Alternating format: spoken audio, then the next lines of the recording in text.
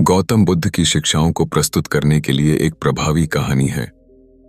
शब्दों की असली ताकत है। और इस कहानी को सुनने से पहले ही आप इस चैनल को सब्सक्राइब करें और अपने मित्रों को शेयर जरूर करें। बुद्ध और अनाथ पिंडक, श्रद्धा की गहराई। एक प्रेरणादायक कहानी जो श्रद्धा, विश्वास और आत्मिक संबंध की सच्ची गहराई को उजागर करती है। प्रस्तावना: श्रद्धा केवल आस्था नहीं होती, वह आत्मा की पुकार होती है।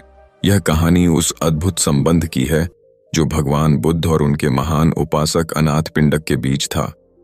एक संबंध जो केवल गुरु शिष्य का नहीं, बल्कि आत्मिक प्रेम और गहरी समझ का प्रतीक बन गया। कहानी: श्रावस्ती नगरी में एक धनवान व्यापारी था, सुदत्त। धन, वैभव और व्यापार में वह अग्रणी था, परंतु हृदय से वह अत्यंत कोमल और धर्मपरायण था। एक बार व्यापार हेतु वह राजगृह गया, जहां उसने भगवान बुद्ध का उपदेश सुना। बुद्ध की वाणी ने उसे भीतर तक झकझोर दिया। वह रात भर सो नहीं पाया। अब उसे कुछ नहीं चाहिए था, केवल बुद्ध चाहिए थे। सुबह होते ही वह बुद्ध के पास गया और अपने आंसुओं के साथ कहा, भगवान कृपा करें, श्रावस्ती पधारें, मैं आपके निवास की व्यवस्था करूंगा। बुद्ध ने शांत स्वर में कहा, यदि परिस्थिति और समय अनुकूल हुआ तो मैं अवश्य आऊंगा। सुदत्त को अब संसार में एक ही उद्देश्य दिखता, बुद्ध के लिए एक ऐसा विहार बनवाना जहां वे ठहर सकें, ध्यान कर सकें और लोगों को धर्म की शिक्षा दे सकें। जेतवन का निर्माण। श्रावस्ती लौटने के बाद सुदत्त ने उपयुक्त भूमि ढूंढनी शुरू की। अंततः उसे उपवन पसंद आया जो राजकुमार जेत का था, परंतु जेत ने इसे देने से मना कर दिया। हंसते हुए उसने कहा, यदि तू पूरी भूमि को सोने के सिक्कों से ढक दे तो मैं बेच दूंगा। सुदत्त ने एक क्षण भी नहीं गंवाया। उसने सचमुच सैकड़ों घड़ों में भरकर सोने के सिक्के मंगवाए और पूरी भूमि पर बिछाने लगा। जब जेत ने यह देखा तो वह स्तब्ध रह गया। उसने देखा, यह कोई साधारण व्यापारी नहीं, यह तो श्रद्धा की गहराई में डूबा कोई संत है। प्रभावित होकर जेत ने कहा, भूमि का शेष भाग मैं दान करता हूं। और यूं जेतवन विहार अस्तित्व में आया। बुद्ध का आगमन और संवाद। कुछ समय बाद बुद्ध श्रावस्ती आए। अनाथ पिंडक ने उनका आदरपूर्वक स्वागत किया। जब विहार पूरा हुआ, बुद्ध ने उसे देखा और कहा, यह विहार केवल ईंट पत्थर से नहीं बना, यह तो श्रद्धा से रचा गया है। एक दिन अनाथ पिंडक ने बुद्ध से पूछा, भगवान मेरी श्रद्धा की गहराई क्या है? क्या मैं इस मार्ग पर सच्चा चल रहा हूं? बुद्ध ने मुस्कुराते हुए उत्तर दिया, जो व्यक्ति अपने धन का उपयोग लोकहित में करे और बिना अभिमान के अर्पित करे, उसकी श्रद्धा सागर से भी गहरी होती है। तुम वह हो सुदत्त। तुम्हारी श्रद्धा न भवन में है न दान में, वह हृदय की निर्मलता में है। अंतिम क्षणों की श्रद्धा। वर्षों बीते। जब अनाथ पिंडक वृद्ध और रोगग्रस्त हुआ, वह बुद्ध के दर्शन नहीं कर सका। वह शिष्य से कहता, जब मैं आंखें मूंद लूं तो मेरे कानों में बुद्ध के वचन गूंजते रहें, यही मेरी विदाई है। अंतिम क्षणों में जब उसने शांति से प्राण त्यागे, उसकी मुख पर मुस्कान थी। उसकी श्रद्धा ने उसे जन्म जन्मांतर के बंधन से मुक्त कर दिया। शिक्षा: श्रद्धा केवल विश्वास नहीं, एक समर्पण है। अनाथ पिंडक ने दिखाया कि धन का मूल्य तब होता है जब वह धर्म और सेवा में लगे, और यह भी कि बुद्ध केवल उपदेश देने नहीं आते, वे श्रद्धा के भाव में उतरते हैं। धर्म और व्यापार का द्वंद्व। अनाथ पिंडक का जीवन अब केवल सेवा और दान का पर्याय बन गया था, लेकिन समाज में कुछ ऐसे भी थे जो उसकी श्रद्धा का उपहास उड़ाते। कई व्यापारी और रिश्तेदार कहते, सुदत्त पागल हो गया है, सोने से भूमि खरीदता है, अपना धन भिक्षुओं पर लुटा रहा है, बुद्ध उसे मोह रहे हैं। एक दिन नगर सभा में एक बड़े व्यापारी ने कहा, धर्म में इतनी दौलत बहा देना मूर्खता है, इससे तो अपने वंश का भविष्य अंधकारमय हो जाएगा। सुदत्त ने शांतिपूर्वक उत्तर दिया, यदि यह धन किसी भूखे के पेट में अन्न बन जाए, किसी शोकग्रस्त के आंसू पोंछ दे या किसी आत्मा को अंधकार से निकाल दे, तो यह सबसे उत्तम निवेश है। बुद्ध की शिक्षा का प्रभाव। जेतवन विहार अब केवल निवास नहीं, एक आध्यात्मिक केंद्र बन चुका था। यहाँ रोज हजारों लोग आते, अमीर, गरीब, वृद्ध, बालक, स्त्री, साधु, सभी को बुद्ध संभव से उपदेश देते। बुद्ध ने अनाथ पिंडक को कई बार धर्म का सार बताया। एक दिन उन्होंने कहा, सुदत्त, सच्चा दान वह है जो 3 विशुद्धताओं से युक्त हो। 1. देने वाले का हृदय निर्मल हो। 2. प्राप्त करने वाला योग्य हो। 3. उद्देश्य करुणा से प्रेरित हो। अनाथ पिंडक ने यह वचन अपने जीवन का नियम बना लिया। एक दिन की अग्नि परीक्षा। एक समय नगर में अकाल पड़ा, अन्न के भंडार सूखने लगे। व्यापारियों ने मूल्य बढ़ा दिए, परंतु अनाथ पिंडक ने अपने गोदामों के द्वार जनता के लिए खोल दिए। परंतु इसी बीच उसके व्यापार में भारी हानि हुई। लोग कहने लगे, अब देखो, यह धर्म तुम्हें बचा नहीं सकता।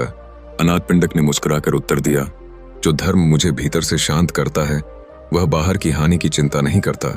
यदि मेरा एक निवाला किसी भूखे को जीवन दे तो वह लाभ ही है।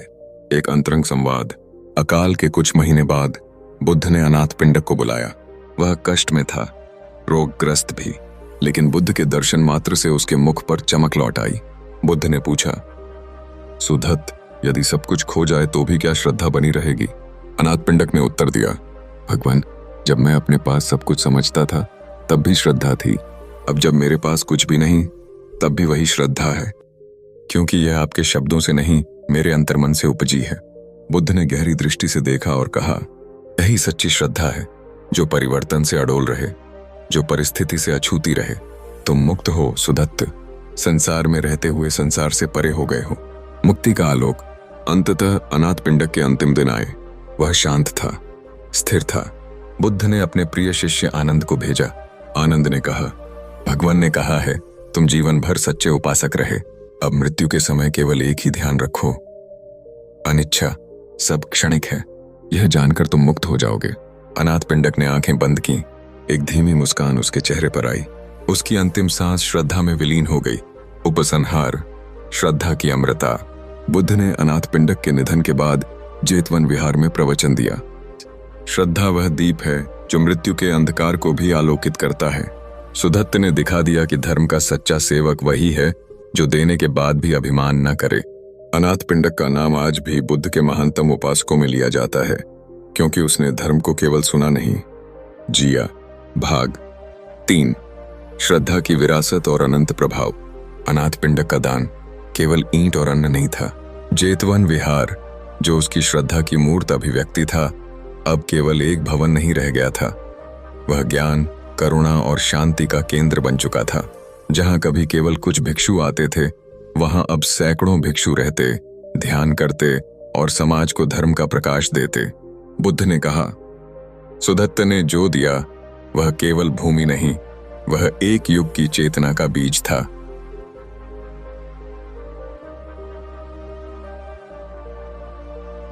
समाज में परिवर्तन। अनाथ पिंडक की श्रद्धा का प्रभाव धीरे धीरे पूरे श्रावस्ती में फैलने लगा। धनी व्यापारी, जो पहले उसे मूर्ख कहते थे, अब अपने धन का उपयोग समाज सेवा में करने लगे। 2. राजा प्रसेनजित ने राज्य की ओर से जेतवन के विस्तार में सहायता दी। 3. गृहस्थों में नई चेतना जागी। लोग अब अपने परिवार में धर्म और करुणा का बीज बोने लगे। 4. स्त्रियां, जो पहले समाज में पिछड़ी मानी जाती थीं, अब धर्म चर्चा में भाग लेने लगीं। सब कहते, यदि अनाथ पिंडक जैसे व्यक्ति ने धर्म में इतना कुछ पाया तो यह मार्ग हमारे लिए भी होगा। बुद्ध के प्रवचन में सुदत्त का स्मरण। एक बार बुद्ध अपने शिष्यों को धर्म का उपदेश दे रहे थे। उन्होंने कहा, 5 प्रकार के दानकर्ता होते हैं।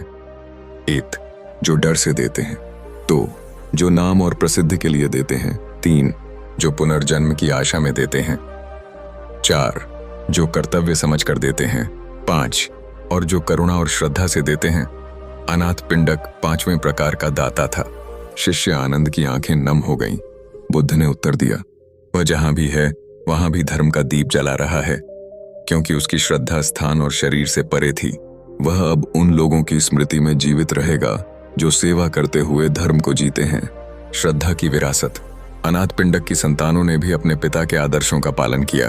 उसके पुत्र ने एक दिन बुद्ध के चरणों में बैठकर कहा, भगवान, मैं उस पिता का पुत्र हूं जिसने आपके चरणों के लिए भूमि को सोने से ढक दिया था। मैं आपके वचनों से अपने जीवन को सजाना चाहता हूं। बुद्ध ने मुस्कुराकर कहा, यदि तुम्हारी श्रद्धा केवल वंश पर नहीं, धर्म पर हो, तो तुम भी अपने पिता की तरह लोक कल्याण के पथिक बन सकते हो। जेतवन में एक स्मृति। वर्षों बाद एक वृद्ध भिक्षु, जो स्वयं एक बार अनाथ पिंडक से मिला था, जेतवन के प्रांगण में बच्चों को कहानी सुना रहा था। यह विहार एक मनुष्य की श्रद्धा से बना। एक ऐसा मनुष्य जो राजा नहीं था, पर उसकी श्रद्धा राजाओं से बड़ी थी। एक बालक ने पूछा, क्या हम भी ऐसे बन सकते हैं? भिक्षु मुस्कुराए और बोले, यदि तुम्हारे भीतर श्रद्धा सच्ची हो तो तुम्हारे छोटे से दीपक से भी संसार का अंधकार मिट सकता है। उपसंहार। अनाथ पिंडक का जीवन हमें यह सिखाता है, धन से बड़ा होता है दया का भाव, समर्पण से बड़ा होता है श्रद्धा का बल, और श्रद्धा से बड़ा कुछ नहीं, क्योंकि श्रद्धा ही वह बीज है जो बुद्धत्व की भूमि में खिलता है। भाग 4। आत्मा का पुनरागमन और श्रद्धा का चक्र। एक अंत नहीं, श्रद्धा की अगली यात्रा की शुरुआत। स्वप्न में पुनर्मिलन। बुद्ध के महापरिनिर्वाण के कुछ वर्ष बाद एक दिन वृद्ध भिक्षु आनंद ध्यान में लीन थे। अचानक उन्हें ध्यानावस्था में एक दिव्य प्रकाश का अनुभव हुआ। उस प्रकाश में एक शांत तेजस्वी आत्मा प्रकट हुई। उसका चेहरा प्रेम और श्रद्धा से दमक रहा था। आनंद ने पूछा, कौन हो तुम जो इस चित्त को इतना निर्मल कर गया? उत्तर मिला, मैं वही आत्मा हूं जिसने एक बार जेतवन की भूमि को सोने से ढका था। मैं अनाथ पिंडक हूं। आनंद ने सिर झुका दिया। तुम्हारी श्रद्धा ने युगों को प्रेरित किया है। नए जन्म की झलक। कुछ ही वर्षों बाद श्रावस्ती में एक निर्धन परिवार में एक बालक जन्मा। उसका नाम रखा गया धर्मव्रत। इस बालक में कुछ विलक्षण बात थी। वह बाल्यकाल से ही दयालु था। भोजन मिलने से पहले वह पक्षियों को दाना डालता। माता पिता के आग्रह के बावजूद मंदिरों में घंटों बैठा रहता। एक दिन वृद्ध भिक्षु ने उसके सिर पर हाथ रखकर कहा, तुम्हारी आंखों में वही गहराई है जो मैंने सुधत्त की आंखों में देखी थी। बुद्ध की एक भविष्यवाणी उन्हें याद आई। श्रद्धा से जन्मी आत्माएं लौटती हैं जब संसार में धर्म की लौ मध्यम होने लगे।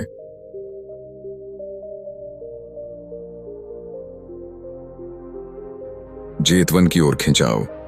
युवा धर्मव्रत जब थोड़ा बड़ा हुआ तो बार बार एक स्वप्न आता, एक विशाल उपवन जिसमें पीपल वृक्ष के नीचे शांत बैठे भिक्षु और चारों ओर शांति। एक दिन उसने मां से कहा, मां, मुझे एक ऐसी जगह जाना है जो मुझे पुकारती है। क्या श्रावस्ती में कोई पुराना विहार है? मां ने उसे जेतवन का रास्ता बताया। जब वह वहां पहुंचा तो उसकी आंखों से आंसू बह निकले। उसने मस्तक भूमि से लगाया और बोला, मुझे नहीं पता मैं कौन हूं, पर मेरा हृदय जानता है मैं यहीं से जुड़ा हूं। पुराने दीपक का पुनः प्रज्वलन। अब वह वहीं रहने लगा। वहां के भिक्षुओं ने देखा कि उसमें विशेष ज्ञान और सेवा भाव है। वह दिन रात श्रम करता, विहार की सेवा करता और भिक्षुओं की देखभाल करता। धीरे धीरे वह स्वयं भिक्षु बना, भिक्षु धर्मव्रत। एक दिन एक वृद्ध भिक्षु ने कहा, जिसने पहले जेतवन बनाया था वही अब इसकी आत्मा को फिर से जगा रहा है। धर्मव्रत का उपदेश। अब धर्मव्रत स्वयं लोगों को धर्म की बातें सिखाता था, परंतु वह न तो स्वयं को गुरु मानता न किसी पद का लोभ रखता। उसका एक ही वचन था, जो कुछ भी तुम्हारे पास है, समय, हृदय, सेवा, उसे समर्पण से दो। यही सच्चा दान है, यही सच्ची श्रद्धा। लोग उसे अनाथ पिंडक का पुनर्जन्म मानने लगे, पर वह केवल मुस्कुराकर कहता, मैं तो केवल श्रद्धा की सेवा में हूं। श्रद्धा का चक्र चलता रहा।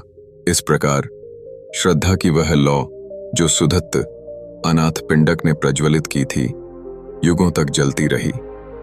कभी किसी भूमि में, कभी किसी हृदय में, कभी किसी बालक की मासूम प्रार्थना में।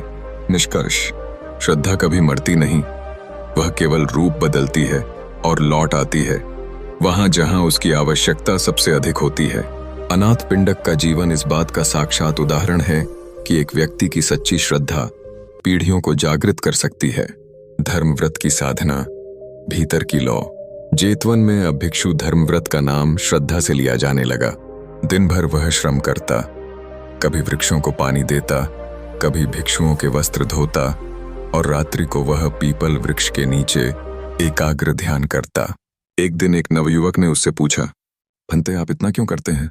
कभी थकते नहीं क्या? धर्मव्रत ने मुस्कुराते हुए कहा, जिसने पहले जन्म में बुद्ध के लिए भूमि दी थी वह अब उन भावनाओं को कर्म में बदल रहा है। यह थकान नहीं, यह पूर्व जन्म की स्मृति का स्पर्श है। ध्यान में पुनः बोध। एक अमावस्या की रात जब सब सो रहे थे, धर्मव्रत ध्यान में लीन था।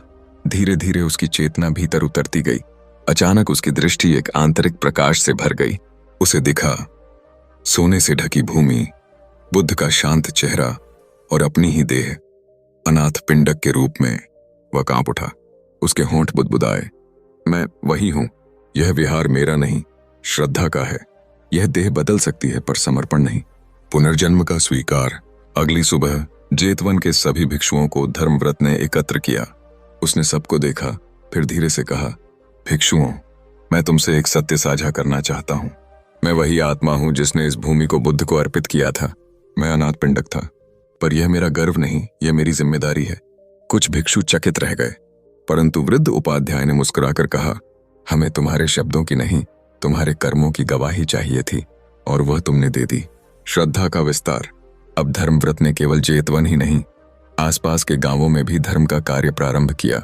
उसने छोटे विहार बनवाए, अनाथ बच्चों को शिक्षित किया और महिलाओं को भी धर्म चर्चा में भाग लेने की अनुमति दिलाई।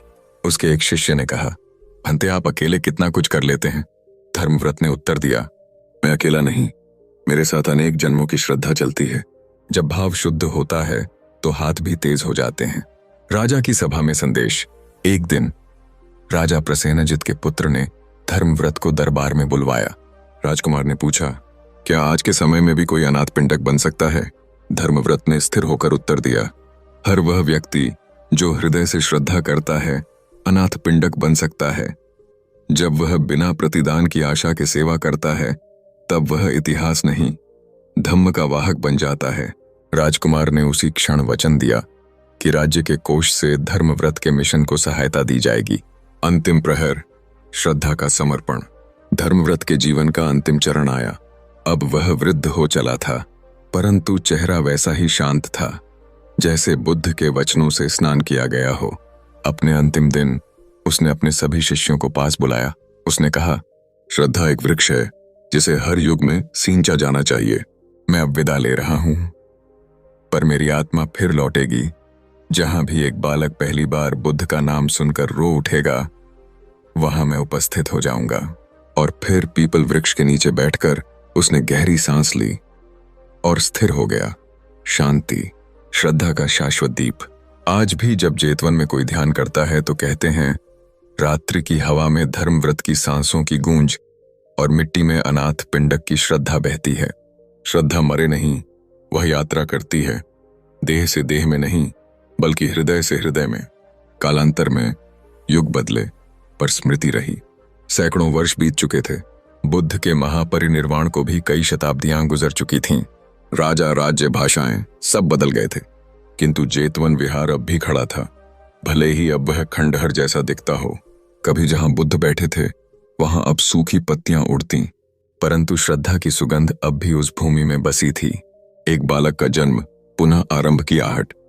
भारत के एक छोटे गांव में एक निर्धन परिवार में बालक जन्मा। उसका नाम था मातुल। बचपन से ही उसमें कुछ विशिष्ट था। वह दूसरों के दुख से व्याकुल हो जाता, भूखे को अपनी रोटी दे देता और रातों को चुपचाप आकाश की ओर देखकर कुछ अनकहा बुदबुदाता। जब उसने पहली बार बुद्ध की मूर्ति देखी, वह वहीं बैठ गया और फूट फूट कर रोने लगा। मातुल की मां ने पूछा, तू क्यों रो रहा है? मातुल ने उत्तर दिया, मैं इन्हें बहुत याद करता हूं, पर ये कभी मिले नहीं मुझसे, या शायद मिले थे बहुत पहले। वापसी जेतवन की ओर, आत्मा की पुकार। युवा होते ही मातुल ने संन्यास लिया। वह भिक्षु बन गया और भारत भ्रमण करने लगा, किसी अनदेखी तलाश में। एक दिन वह श्रावस्ती पहुंचा। स्थानीय ग्रामीणों ने उसे बताया कि पास ही एक पुराना खंडहर है। कहते हैं ये वही जगह है जहां बुद्ध रहा करते थे, जेतवन विहार। मातुल दौड़ते हुए वहां गया। धूल, टूटे स्तंभ, झाड़ी, पर वह जैसे एक एक ईंट को पहचान रहा था। यहां बुद्ध बैठे थे, यहां लोग आते थे, यहां मैंने सोने की मिट्टी बिछाई थी। उसके मुंह से निकला, मैं लौट आया हूं एक बार फिर। आत्मबोध, पुनर्जन्म का तीसरा चक्र। मातुल ने वहीं ध्यान लगाया। उसके भीतर की चेतना गहराई में उतरती चली गई और फिर उसे 3 जीवन स्पष्ट दिखाई दिए। अनाथ पिंडक, बुद्ध के समर्पित उपासक, धर्मव्रत, विहार का रक्षक और समाज का सेवक। अब मातुल। युगों के अंतराल के बाद लौटी श्रद्धा की तीसरी लहर। उसने अपनी आत्मा से कहा, श्रद्धा को मैं केवल जीने नहीं दूंगा, मैं उसे फिर से संसार के हृदय में रोपूंगा। खंडहर को मंदिर बनाना, भावों से नहीं श्रम से। अब मातुल ने वहीं अपना जीवन समर्पित कर दिया।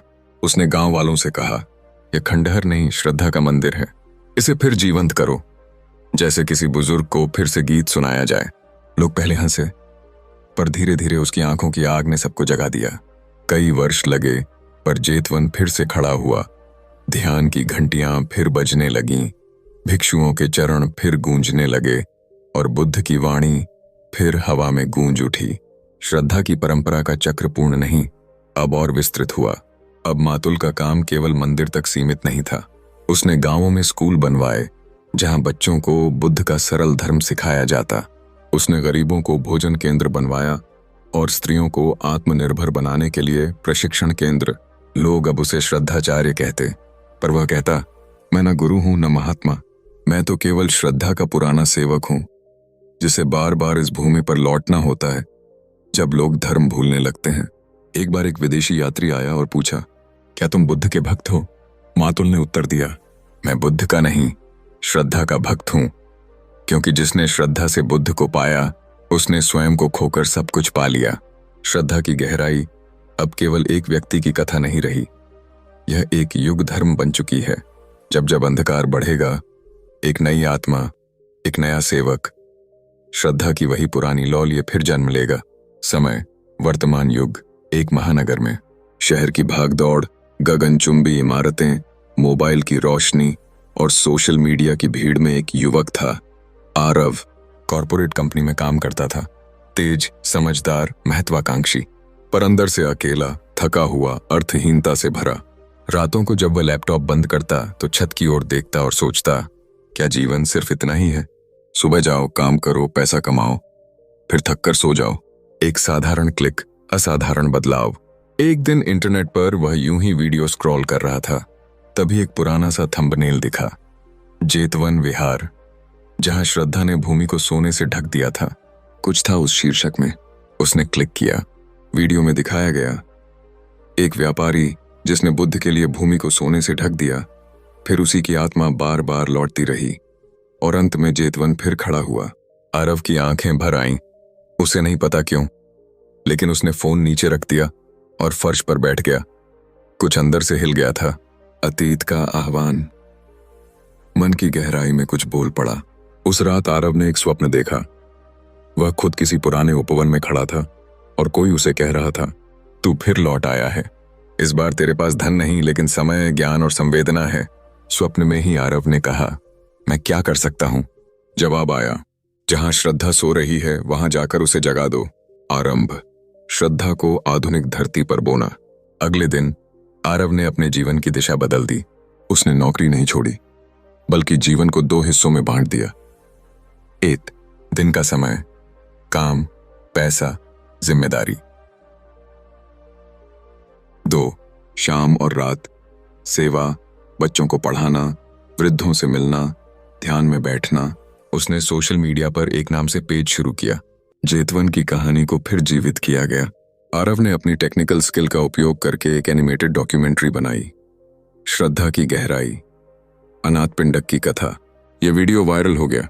लाखों लोगों ने देखा, हजारों ने कमेंट किया, यह तो मेरी भी कहानी है, मैं भी खोया हुआ था, अब जीवन कुछ कह रहा है। आरव अब ऑनलाइन और ऑफलाइन ध्यान सत्र करवाता था।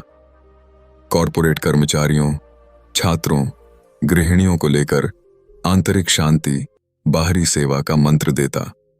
लोग कहते, आरव सिर्फ एक इंसान नहीं, वह श्रद्धा का वाहक है। नहीं, मैं तो वही आत्मा हूं जो युगों से बुद्ध की शिक्षाओं को अपने अपने ढंग से जीने की कोशिश कर रही है। कभी सोने से भूमि ढकी थी, कभी हाथों से मंदिर बनाए गए, और आज डिजिटल युग में श्रद्धा की लौ जल रही है। अंत में जब एक दिन वह ध्यान में बैठा था, उसकी आंखें बंद थीं, पर भीतर दिख रहा था अनाथ पिंडक, धर्मव्रत मातुल और अब आरव, सब एक ही आत्मा के प्रतिबिंब। श्रद्धा का अंतिम पाठ। श्रद्धा को किसी समय जाति, वेशभूषा, भाषा की आवश्यकता नहीं होती। वह हृदय की बात समझती है। जो एक बार श्रद्धा से जुड़ जाता है, वह जीवन भर और जन्म भर उसका दीपक बन जाता है। भाग 8, भविष्य का दीपक, श्रद्धा की चेतना का वैश्विक जागरण। जब श्रद्धा सीमाओं को लांघकर विश्व का मार्गदर्शन करने लगी,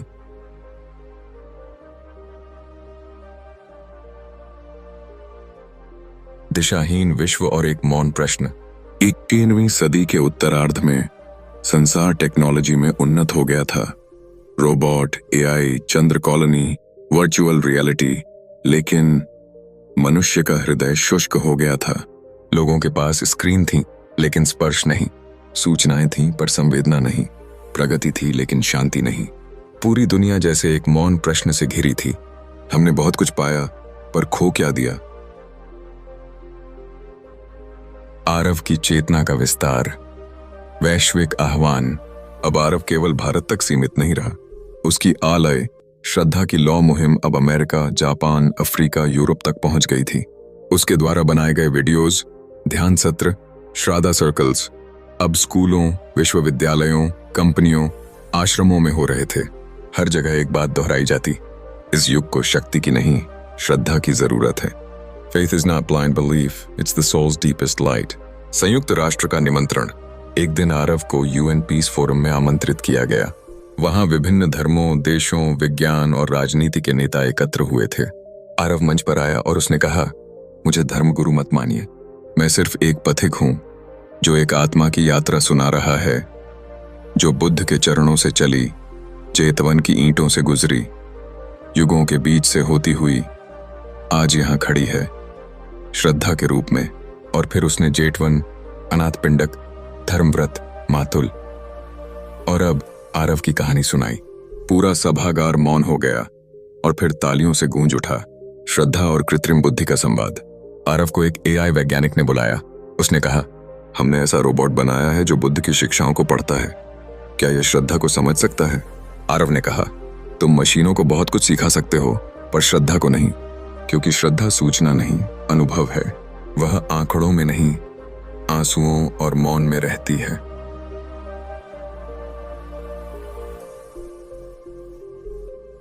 एक प्रयोग, श्रद्धा का DNA जागरण। आरव ने दुनिया भर से 108 युवाओं को एक ध्यान शिविर में आमंत्रित किया। हर जाति, धर्म, रंग, लिंग और विचारधारा से। वहां न कोई धर्म पढ़ाया गया, न कोई पूजा, न कोई सिद्धांत, सिर्फ मौन, आत्म साक्षात्कार और सेवा। 7 दिन बाद एक जापानी युवती ने कहा, मैंने आज पहली बार किसी से बिना बोले जुड़ाव महसूस किया। क्या यही श्रद्धा है? आरव ने मुस्कुराकर कहा, हाँ, श्रद्धा वह भाषा है जो आत्मा बोलती है। अंतिम दर्शन, आत्मा का साक्षात्कार। एक रात्रि आरव ध्यान में बैठा।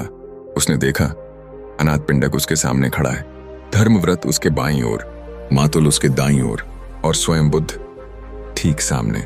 बुद्ध बोले, तुमने वह कार्य पूर्ण कर दिया जो श्रद्धा की आत्मा को युगों से आगे ले जाना था। आरव ने सिर झुका लिया। भगवान, क्या अब यह आत्मा मुक्त है? बुद्ध बोले, नहीं, श्रद्धा की आत्मा को मुक्ति नहीं चाहिए, उसे सेवा चाहिए। जब जब दुनिया अंधकार में डूबेगी, यह आत्मा फिर लौटेगी, एक दीपक बनकर।